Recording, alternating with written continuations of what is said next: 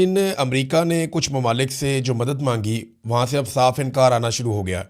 NATO ने भी कोई मुस्बत जवाब नहीं दिया।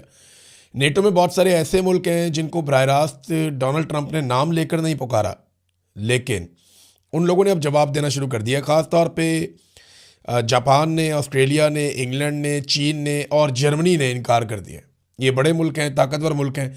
इन्होंने साफ कहा जनाब कि हम तो ये लड़ाई के अंदर नहीं आना चाहते और हम अपने बहरी जहाज़ नहीं भेजेंगे।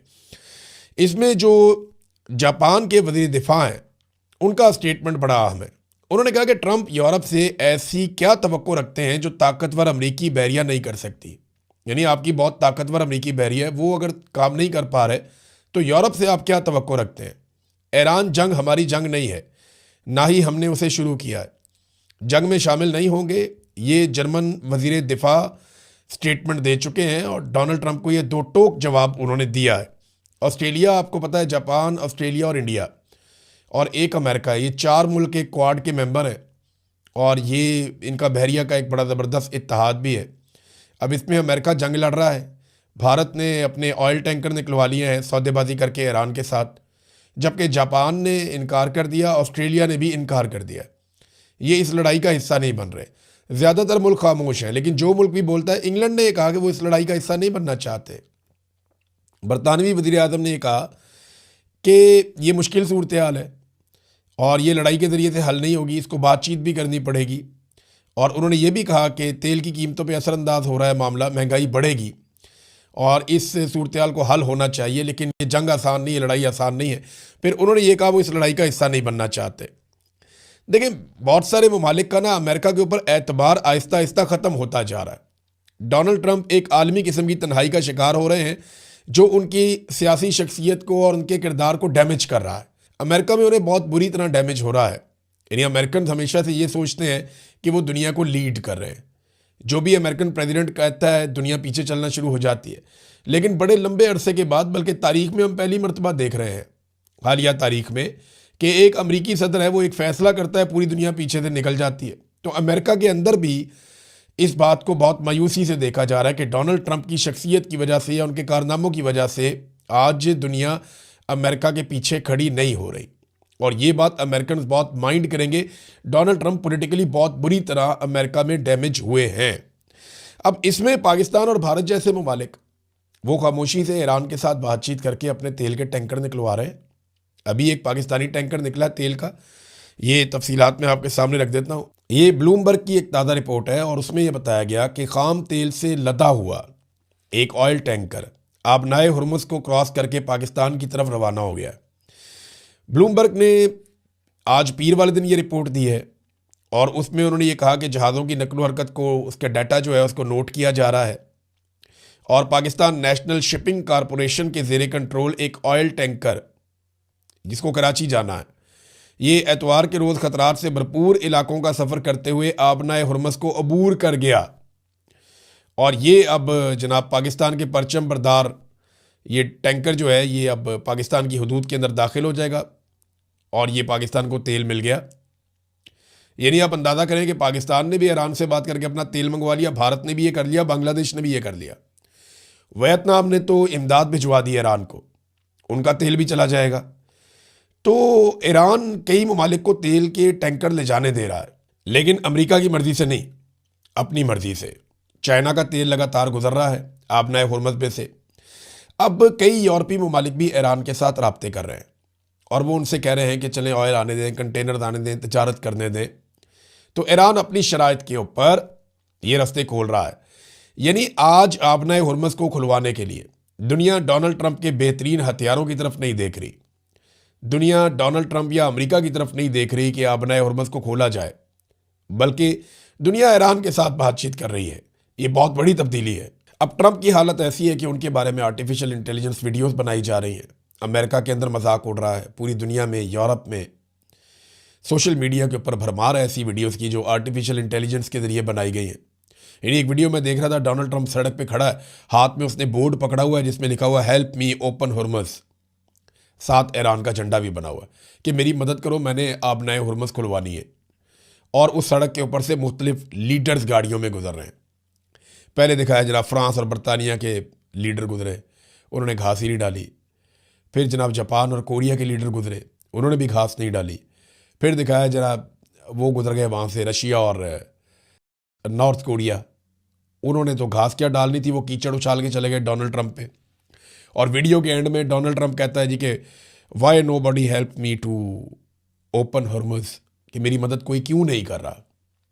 तो डोनाल्ड ट्रंप ना अकेला पड़ना शुरू हो गया आलमी सतह पे। और ये डोनाल्ड ट्रंप को अकेला किया नेतन्याहू ने। ये अमेरिकन मानते हैं, वो बार बार कहते हैं कि हम फंस गए, ये लड़ाई हमारी थी नहीं। यहाँ पे आलमी सतह पे अब एक चीज़ को सब तस्लीम करना शुरू हो गए हैं। तमाम मीडिया के लोग, तमाम जितने भी तज्जियाकार हैं वो ये बात कर रहे हैं, अमेरिकन सबसे ज़्यादा ये बात कर रहे हैं कि नेतन्याहू ने डोनाल्ड ट्रंप को इस बात का यकीन दिलाया था कि जिस वक्त खामनेई को मार दिया जाएगा, यानी उसने कहा था कि खामनेई को मार दो, बाकी सब आसान हो जाएगा, अवाम खुद ही रजीम तब्दील कर देंगे ईरान के अंदर। ये नेतन्याहू ने डोनाल्ड ट्रंप को यकीन दिलाया था। और डोनाल्ड ट्रंप को इसलिए भी यकीन आ गया, कुछ अर्सा पहले ईरान में कुछ मुजाहरे भी हो रहे थे, लोग भी हलाक हुए थे, तो बड़ी अजीबोगरीब सूरत हाल थी। तो अब आयतुल्ला खामनेई को शहीद करने के बाद 3 हफ्ते होने वाले हैं, और इन 3 हफ्तों में आयतुल्ला खामनेई के बाद जिस ईरान ने बिखरना था, जहाँ पे रजीम तब्दील होना था, जहाँ पे अवाम ने सड़कों पे आ जाना था, वहाँ पे अवाम आयतुल्ला खामनेई के हक़ में सड़कों पे आ गए। और इसके अलावा अब तक ईरान कोई 1200 से ज़्यादा मिसाइल दाग चुका है उस इंसिडेंट के बाद, और 3000 से ज़ायद, लगभग 3300 से ज़ायद ड्रोन भी ईरान ने मारे हैं पूरे रीजन में, ख़ासतौर पे इसराइल पे और अमरीकी अड्डों पे। तो जिस एक इंसिडेंट के बाद नेतन्याहू ने ये वादा किया था और दावा किया था कि खामनेई को मार दो, सब कंट्रोल में आ जाएगा, खामनेई की शहादत के बाद सब कुछ कंट्रोल से निकल गया। तो अमेरिका की और नेतन्याहू की असेसमेंट गलत थी, और नेतन्याहू ने अमेरिका को फंसा दिया एक दलदल के अंदर, जहाँ से अमेरिका ये चाहता है या तो वो बाहर आ जाए या बाकी लोग भी अमेरिका के साथ उसके अंदर फंस जाएं। अब नेतन्याहू की एक नई वीडियो आई थी, वो आपने देखी होगी, कॉफ़ी शॉप के अंदर कॉफ़ी पकड़ के कॉफ़ी पीते हुए अपनी उंगलियां भी चेक करवा रहा है कि मेरी उंगलियां 6 नहीं हैं, 5 हैं। तो क्या वो वीडियो ठीक है? तो आर्टिफिशियल इंटेलिजेंस का जो टूल है ग्रॉक, उसमें जब डाला गया तो उसने बताया ये डीप फेक है। एनडीटीवी ने इसको रिपोर्ट किया है, और वो ये बताते हैं कि Israeli prime minister Netanyahu's new video under scrutiny, यानी नई वीडियो जो है वो भी स्क्रूटनी में आ गई है, और ग्रॉक ने कहा कि ये डीप फेक है। बहुत सारे लोगों ने इस तरह की और बहुत सारी वीडियोस बनाई है। तो नेतन्याहू गया किधर? कुछ लोग ये दावा करते हैं कि वो यूरोप के एक मुल्क में छुपा हुआ है, और दावे में ये कहा जाता है कि शायद जर्मनी में कहीं छुपा हुआ है। कुछ लोग ये दावा करते हैं कि वो हवाई जहाज़ के अंदर ट्रैवल करता रहता है या अमेरिका चला गया है, और कुछ सोर्सेज ये कहते हैं कि वो इसराइल के अंदर ही किसी बड़े खुफिया बंकर के अंदर मौजूद है। जबकि बाद लोगों का ये मानना है कि नेतन्याहू के घर के ऊपर जो अटैक हुआ था उसमें वो मारा गया, और कुछ इतलात ये कहती हैं कि वो शदीद ज़ख्मी है, उसका इलाज चल रहा है। अब आप कुछ कह नहीं सकते कि बेंजामिन नेतन्याहू गया कहाँ पे, लेकिन जो वीडियोस उसकी मंजर-ए-आम पे आ रही हैं, उन वीडियोस पे ये इल्ज़ाम लगाया जाता है कि ये तमाम वीडियोस आर्टिफिशियल इंटेलिजेंस की हैं, ये वीडियोस ठीक नहीं है। ईरान ने नादरीन एक वार्निंग जारी की है, और ईरान ने यह बताया कि अमरीकी तैयारा बरदार जो जहाज़ हैं, ये मैं अभी आपको बताता हूँ कि जो तैयारा बरदार जहाज़ हैं या जो बहरी बेड़े थे अमेरिका के, इनकी अहमियत कम हुई है या बढ़ गई है दुनिया में।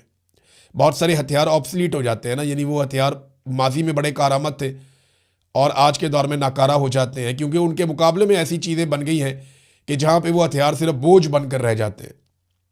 तो ईरान ने कहा कि अमरीकी तैयारा बरदार बेड़ा जो है उसको मदद फराम करने वाली ज़मीनी जितनी भी फैसिलिटीज़ हैं या तनसीबात हैं, उनको अब हम निशाना बनाएंगे। और ये जो तैयारा बरदार बेड़ा है, इसका नाम है USS जेरल्ड आर फोर्ड। इससे मुतालिक ईरान ने आइडेंटिफाई किया है कुछ अरब मुल्कों में तनसीबात हैं जो इसको फैसिलिटेट कर रही हैं, और वो कहते हैं कम्युनिकेशन में हो सकता है, रेडार में हो सकता है, हथियारों के इस्तेमाल में हो सकता है, कमांड एंड कंट्रोल सेंटर हो सकता है, या वहाँ पे इसकी रीफ्यूलिंग वगैरह की चीज़ें हो सकती हैं। लेकिन जो भी है वो कहते हैं जी हम उसको निशाना बनाएंगे, और पहले से उन्होंने खबरदार किया कि वो ये करने जा रहे हैं। नाज़रीन, ईरानी वज़ीर ख़ारजा ने पाकिस्तान का शुक्रिया अदा किया है, ये इंपॉर्टेंट है। ईरानी वज़ीर ख़ारजा ने पाकिस्तान का शुक्रिया अदा करते हुए क्या कहा, ये मैं आपको पढ़ के सुना देता हूँ। उन्होंने उर्दू में ट्वीट किया, नॉर्मली वो जो ट्वीट करते हैं वो फ़ारसी में करते हैं। उन्होंने कहा ये बाबरकत इलाही और रूहानी दिनों में और घड़ियों में मैं हुकूमत और अवाम पाकिस्तान का तहे दिल से शुक्रिया अदा करता हूँ कि उन्होंने अमेरिका और सेहूनी रजीम की जारहियत के मुकाबले में अवाम और हुकूमत इस्लामी जमहूरिया ईरान के साथ अपनी यकजहती और हमायत का भरपूर इजहार किया। देखिए, ईरान की ये बड़ी कामयाबी है कि अगर इंडिया और पाकिस्तान इस लड़ाई के अंदर ना उतरे, और डोनाल्ड ट्रंप की ये बड़ी कामयाबी होगी कि किसी तरह भी इंडिया और पाकिस्तान इस लड़ाई में उतर जाएं। अब आलमी सतह पे बार बार एक खबर चलाई जाती है, अभी दोबारा से न्यूयॉर्क टाइम्स ने ये दावा किया है कि मोहम्मद बिन सलमान ने अमेरिका को ये बार बार कहा कि आप अटैक करें ईरान के ऊपर और ज़्यादा भरपूर अटैक करें। यानी वाइट हाउस के हुकाम के हवाले से न्यूयॉर्क टाइम की रिपोर्ट के मुताबिक सदर ट्रंप जंग के दौरान सऊदी वली अहद मोहम्मद बिन सलमान के साथ बार बार राब्ते में हैं, और कई हुकाम ने न्यूयॉर्क टाइम को बताया कि मोहम्मद बिन सलमान डोनाल्ड ट्रंप पर जोर दे रहे हैं कि वो ईरान पर सख्त हमले जारी रखें। वाशिंगटन पोस्ट ने पहले रिपोर्ट किया था कि सऊदी अरब और इसराइली हुकाम ने जंग शुरू होने से हफ्तों कबल निजी तौर पर ट्रंप पर ईरान पर फौजी हमले करने के लिए दबाव डाला था। अब ये खबर दोबारा से छाप दी गई है, पहले वाशिंगटन पोस्ट में और अब ये न्यूयॉर्क टाइम में।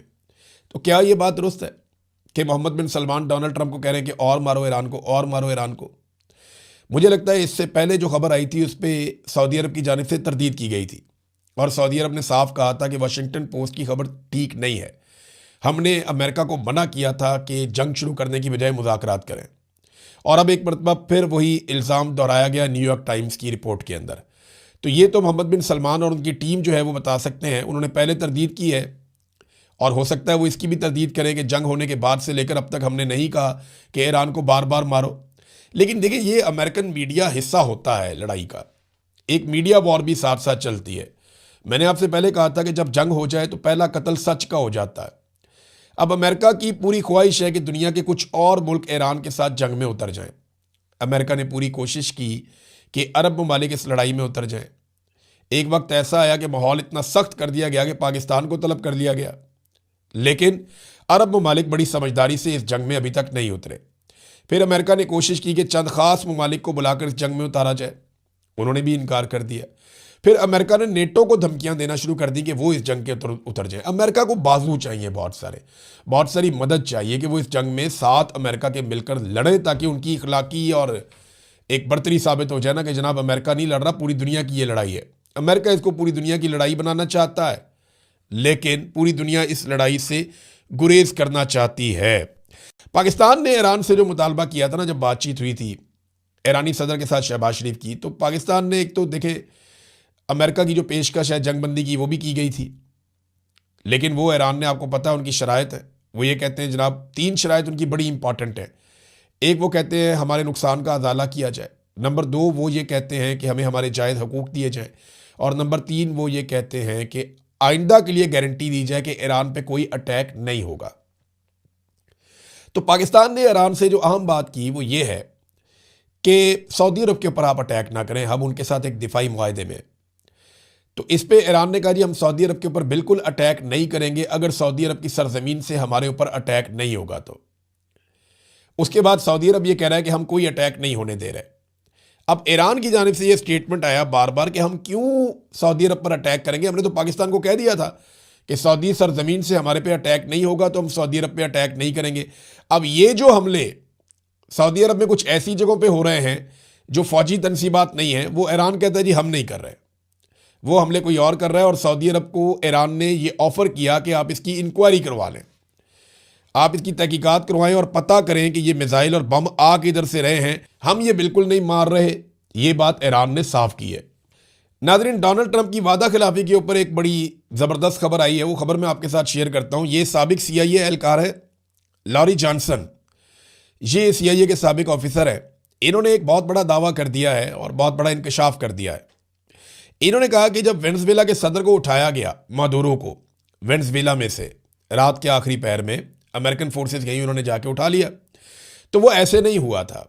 मादुरो को उठाने में जो मदद की थी वो उसके ड्राइवर ने और जो उसके चंद करीबी गार्ड्स हैं उन्होंने मदद की थी कि अमेरिका इनको उठाकर ले जाए। और उसके बदले में वादा किया गया था कि 50 मिलियन यानी 5 करोड़ अमेरिकी डॉलर दिए जाएंगे।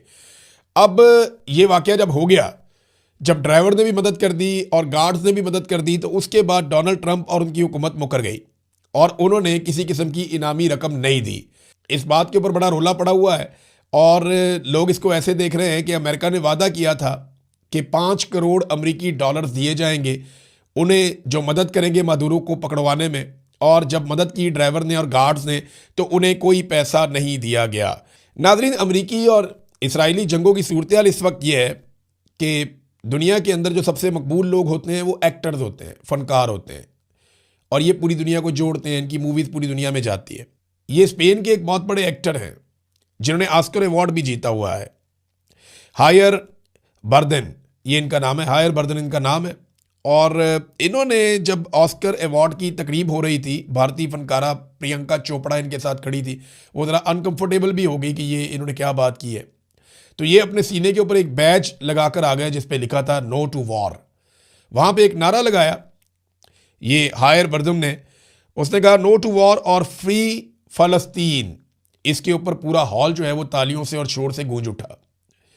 यानी ऑस्कर अवार्ड जहाँ पे सारी दुनिया की जो अदाकारों की क्रीम है वो इकट्ठी होती है, ये 98th अवार्ड्स हैं जो हो रहे हैं, 2 साल के बाद जो 100 हो जाएंगे पूरे, तो वहाँ पे जितना शोर मचा है इसका मतलब ये है कि पूरी दुनिया की जो फनकार बरादरी है या जो लोग प्रोडक्शन की दुनिया में रहते हैं वो सारे इस बात में बिलीव करते हैं कि फ़लस्तीन को आज़ाद किया जाए और जंग बंद की जाए। तो जंग के खिलाफ जो है पूरी दुनिया एक तरफ इकट्ठी हो रही है। नाज़रीन, ईरान की जानिब से एक बड़ा इंटरेस्टिंग स्टेटमेंट भी आया।